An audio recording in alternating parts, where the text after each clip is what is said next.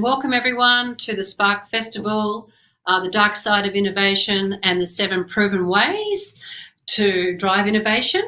Hope you're all feeling good this morning. I'll be talking to you for about 20 minutes, and I also have Pratima Kalmadi in the room with me, and she'll be looking at questions and answers for you. So just a little bit about the strategy group before we kick off. The strategy group, we are innovation and customer strategists. We focus on innovation and customer strategy, and we're also Australia's longest established innovation consultancy. We operate in 3 lenses and come together at the nexus of those. So within those lenses, the first one is corporate innovation. So we deal with corporates and commercialisation of ideas. And we also are part of the entrepreneurial and the startup world, as well as looking at deep, rigorous thinking. And that deep, rigorous thinking can either be from the academic world or from a creative problem-solving scenario. So we bring those lenses together to provide you with a fresh perspective. Some of the people that we've helped are both at the public and the private level, Telstra, Adobe, Pfizer, Westpac, as well as governments. And within those main corporates, we've also helped spin out some organisations, as well as advise to the entrepreneurs who are trying to set up and get some new ideas and companies out there. Our capacity, where we operate across 4 pillars. And the first one is innovation strategy. So that's front-end innovation, concept development, concept refinement, all the way through to commercialisation of ideas, and then measuring to see if we've actually done what we've said what we would do. And also customer strategy. So customer strategy, customer insights. What do our customers want? Looking at value propositions, designing value propositions and fabulous experiences through mapping out journey maps and bringing together a whole customer strategy, as well as business model, reimagining a business model transformation, which digital is a part of. And then finally, employee experience. What's your employee strategy? And you'll see how today these 4 pillars actually are part of the 7 drivers of innovation. Look, what got us here? About a year ago, the team decided that we were going to look at the dark side of innovation. And what prompted us to do that was we send these teams off to Silicon Valley and to learn more about entrepreneurs and what's going on and really how to get that entrepreneurial mindset together. And when we come back, we debrief. And what we've found on those debriefs is time and time again, we're talking about the differences between Australia and Silicon Valley, in that in Silicon Valley, entrepreneurs tend to wear failure as a badge. They tend to talk about how many startups they've had and the failures that have gone with those. And that's really about understanding the lessons learnt. We felt that in Australia, we're not very savvy at doing that. We tend to downplay our failures. So we created these postcards that you see in front of you. And these postcards, we actually asked them to write down what were their secrets, what were their failures, and what were their glories.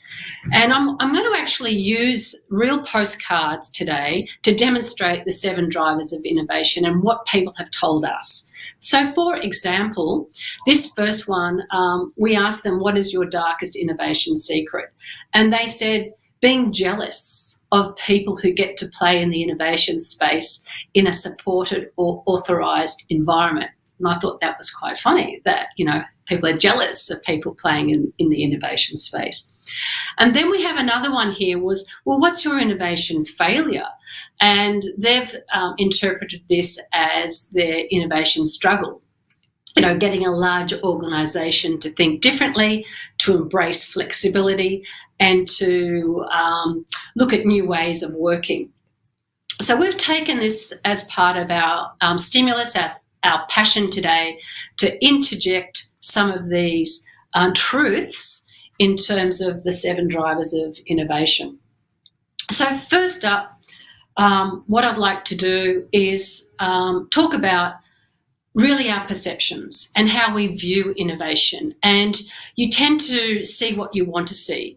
Here are two skeletons, and what happened about a few years ago was this made frontline news, and they were speaking about these two skeletons that were found in the mountains of Verona, and they were spoken about being the Romeo and the Juliets of the lover's embrace. And these 5,000-year-old skeletons were quite rare to be found in a lover's embrace. However, if you look a little bit more closely, or if you look at the history, 5,000 years ago in Verona, in the mountains, two young teenagers were possibly going for a walk, and a storm came through, a snowstorm. They were cold, and part of their survival, they huddled together. Note their knees, that they're huddling together to embrace, to actually stay alive. So, yeah, look, there's two different things that go on here. And then really you see what you want to see. You believe what you want to believe. So what I'm trying to show you today is try and put a different perspective on innovation and try and look at things a little bit differently. Because what got us here won't get us there. What companies were doing 10 years ago, if we look at the top companies in the world, they are very, very different to what they are today. We know in the news that we're seeing, the Apples, the Facebooks, the Googles, all at the top of the share market. This is a very, very different scenario that was 10 years ago. So we need to rethink that what got us here will not get us there. And this is why the 7 factors to drive innovation are quite important. Now, the 7 factors aren't backward-looking factors. They're not interest rates. We're not talking about the economy here. We're not talking about sales. We're talking about a framework where you can evaluate the strengths and the weaknesses of your company. You can evaluate your value propositions. They are forward-looking indicators to help you evaluate innovation success. So the first one is customer centricity. And we know that having a deep engagement or deep empathy with our customers is very, very important. We need to focus on their needs, their wants, their motivations, their desires. We need to really have a really strong relationship with our customers to understand, what they're doing and what they're wanting. So are you actively engaged with your customers? Do you talk to your customers? Do you empathize with your customers or consumers? Are you, speaking to them about your ideas? Are you feeding back some information to them? So being customer-centric is the first part of being and having a great innovation assessment. Are you connected? And if you understand what your customers want, you can design great value propositions to align with what they're wanting, and fabulous experiences for them as well.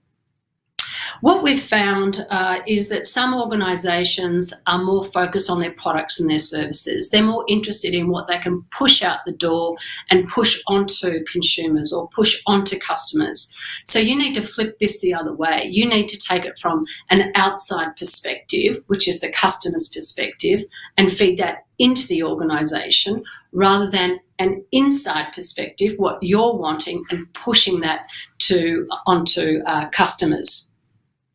So are you actually looking at customers to inform your value propositions? Is really the first one, and the one that I would put all focus on. Everything else comes from being customer-centric. The second one has been amplified during COVID. Technology. Technology has been accelerated during COVID. What we've found is that organisations that have had a digital strategy, they've all of a sudden dusted that off. They have implemented that strategy. If there's one thing that COVID has done, it has kick-started the digital transformation of a lot of organisations. The use of technology is important to foster collaboration. Ideas through a different channel. We found that a lot of businesses were pivoting in a different way. They needed to connect differently with organisations, and that was done through a different channel. And then it's also a part of being engaging and being part of a community. I mean, look at us here. We're actually using technology right now to be engaged. So technology is about adapting new technologies to advance organisational performance. And we know that technology is an important disruptor. I mean, if there's one factor or vector that has constantly driven disruption in the world through innovation, it's technology. So what I would like to ask you is, are you moving to a more digital enhanced environment? Are you upgrading your IT capabilities? And are you also looking at ways in terms of fortifying it, improving it, or optimising it? Now, one of the cards here from a technology point of view was that, here's one of my cards here, it's written on the back, and what they've actually said here is that they tried to create a portal for their customer, a new portal. It failed because they took it to their customers, and their customers actually rejected a new portal. So, that is a testimonial from one of our cards. And just to step back, when we're talking about customer centricity, somebody actually wrote on one of these cards, we came up with a specialised concrete product that we thought customers would like, but it failed to engage early with customers to understand what their needs and what their pains were facing. So another innovation, failure or a truth. What can we learn from all that? So the third one I'd like to introduce you to, it's been cut off there at the top, is collaboration. So it's the capacity for individuals and groups to connect and work together. This is internal collaboration, and there's also external collaboration, building diverse networks and partnerships with external suppliers and organisations. So in terms of internal collaboration, we know that, innovation is all about collection of ideas, bringing together, and that's how you scaffold ideas. So, do you have processes where you're bringing people together to talk about ideas? Do you set time apart to ideate and brainstorm ideas in the organisation? And do you foster regular meetings and meetups to explore ideas in the organisation? And more importantly, are you getting constructive feedback from your, internally? Have you got a scenario where you're having conversations and you're able to flex that a little bit more? And then externally, this is about freshness. This is about getting some fresh ideas, talking to partners, stakeholders, really building and maintaining diverse relationships here and networks. Do you take ideas out to your partners and solicit, feedback? Are you getting ideas? Are you talking to them about industry trends? It's really about bringing the outside into your organisation and getting this fresh thinking, this fresh perspective, and getting external feedback. So I'd like to share with you a card. I'm just going off screen for a minute, about collaboration. And here, the first one says, trying to get everyone on board. That was their failure, that they obviously failed to get everybody on board. And then the other one I have here is pursuing a launch when the sales team was not really ready. So, collaboration, important internally and externally to ensure that we're getting ideas, people on board, and we're connecting and embracing what we're doing. So The fourth one is an openness of culture. So creating an organisational culture of openness, of sharing, with an outward and forward looking perspective. In terms of culture, this is an interesting one. When we say sometimes in workshops, what stops ideas, people will talk about the very obvious ones. They'll talk about time, they'll talk about budgets, processes, and then you need to sort of scratch a little bit and find that a lot of this is about attitude. And openness of culture is a really important innovation driver. By creating an open culture, you're really what this means is having an open and frank conversations with people. Do you question the status quo? Do you focus on building a strong, innovative culture? Do you talk about your project failures? Is that okay to talk about project failures? It's not just about the successes.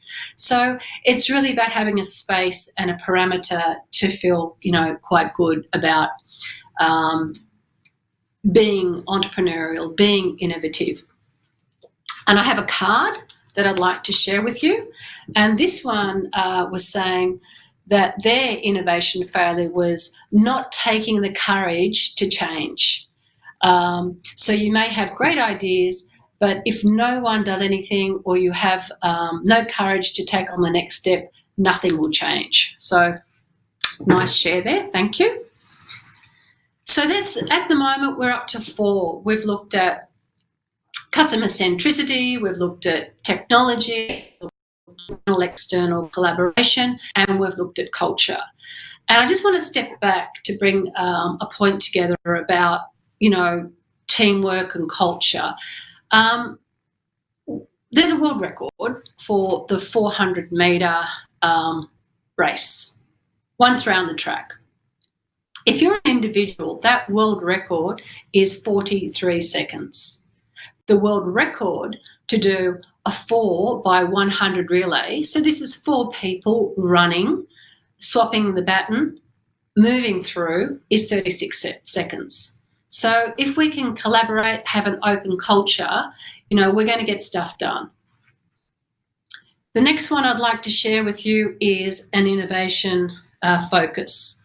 Do you have an innovation strategy?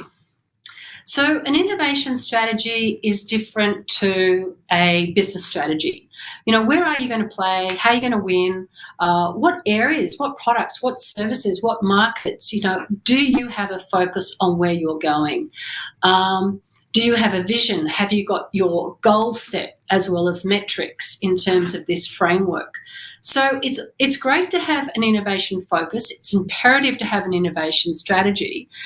Sometimes we'll be with organisations that do have an innovation focus.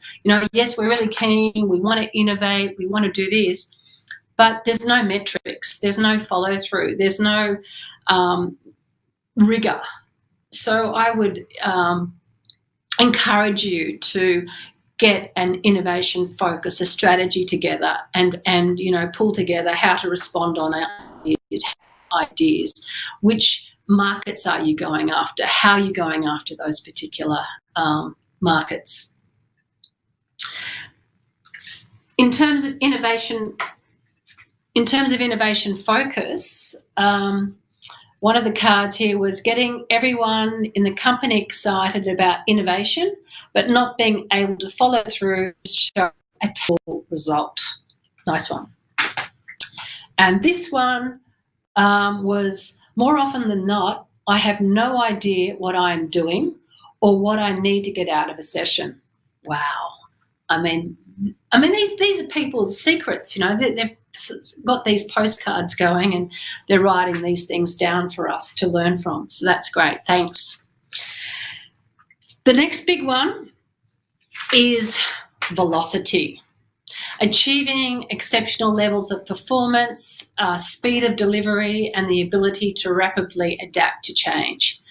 Velocity, getting things out the door. How speedy are you? Can you actually get an idea all the way through to executing it? We're actually finding in some of our engagements now that a lot of our clients are needing help with commercialisation of ideas. They've been really good at being more customer-centric, engaging with their customers, understanding their needs, their wants, their desires, coming up with value propositions, and then they get stuck. They're not too sure about how to execute it and get the ideas out the door. We've also helped some corporates spin out some new companies because they've realised that they can't do this on their own. They have a mindset that's keeping them stuck. So to get the ideas out, they've spun out a different organisation. Do you understand what agile means? It's a word that's used a lot regarding iterations. It's really important that when we're talking about velocity, that it's not about speed, it's about momentum. So for me, when we talk about agility, we're talking about momentum, not speed. And, do you have a process in place that can actually execute ideas? So another one of the cards I have here about velocity is not doing anything with the idea. Classic, not doing anything with the idea. There you go. Can you see that? Nice. And then the last one, I wonder if you can guess what it is, because the last one is often forgotten. So we've got customer centricity, we've got technology, we've got internal, external collaboration, we've got an innovation strategy, we've got a culture, an openness of culture, and velocity, how quickly we get ideas out, and the last one is rewards and recognition. So if you want to encourage innovation and encourage the right behaviours, acknowledge what your employees are doing, you need a rewards and recognition program. This does not necessarily mean it needs to be a financial reward, by the way. Recognition is different from a reward, and you will know by asking your employees, what is it that they're really wanting here? Is it acknowledgement? Is it a reward? Or is it a recognition? Do you have an active program or process involved that can do this? And this could be as simple as, a weekly or a monthly acknowledgement or celebration about what's been happening. Equally, what's important regarding rewards and recognition is that it's not that you're rewarding and you're recognising successful innovation. This is part of also recognising your failures and recognising where you've possibly gone wrong so you can learn and move on and do something different next time. An example is that I was working with a large multinational company who had launched a brand new health product, a new food bar, a healthy bar.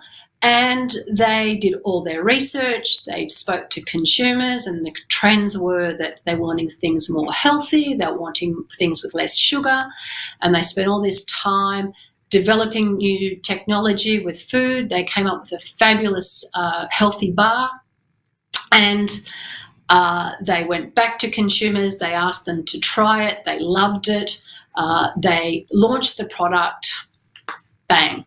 Something happened. It wasn't working.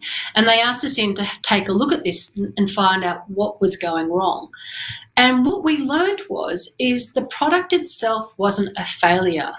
They did do their homework. They did everything right, but they put it in the wrong aisle. Nobody could find it. They spent all this money on advertising. People went in there. They said, this is great, but they couldn't find it. So, they celebrated that as in terms of a lesson learnt. We actually, put it on the shelf and nobody could find the thing. So you might say, okay, Yvonne, that's great. 7 innovation successes, what drives innovation? They're your 7 vectors. They are, areas that you believe and you concentrate on. Big deal. What does that mean? So we've been doing this for about 6 years, where we've been deploying an innovation assessment with our clients.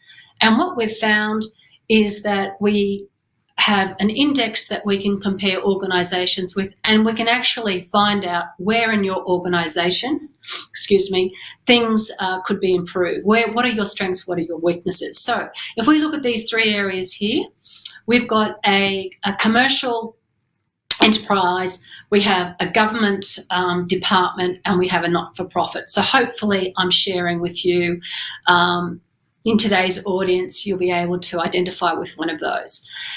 The commercial enterprise, in terms of their innovation assessment, did very poorly. They barely passed. The government department was doing quite well, and the not-for-profit was doing very well. And we found that within the commercial enterprise and the government department, that what they were strong in, those 7 vectors, was customer centricity. They said, we understand our customers, we're customer centric. They were their strengths. The strengths for the not-for-profit was technology. They were technology driven. They were enabling digital platforms. What we did is we looked at their weaknesses and said, right, well, this is where you need to concentrate on. In terms of these indicators, where do you need to look? And this is where they were all completely different. So the commercial enterprise velocity was their one. They didn't have the momentum. They couldn't get out the door. They got stuck. With the government department, it was about culture. Their attitudes, their behaviours, they were, didn't have that entrepreneurial mindset. They weren't leveraging the culture to be, an innovative culture. And then the not-for-profit, it was all about rewards and recognition.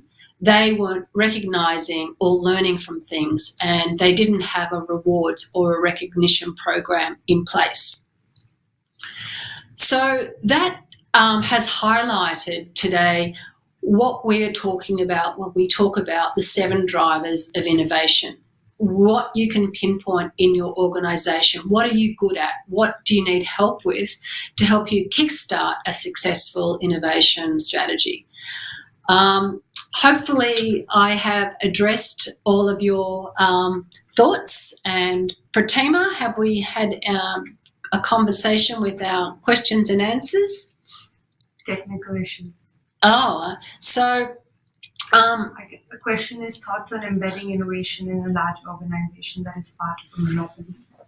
Okay, so the question was thoughts of embedding customer centricity in an organisation that is a monopoly. Is that correct?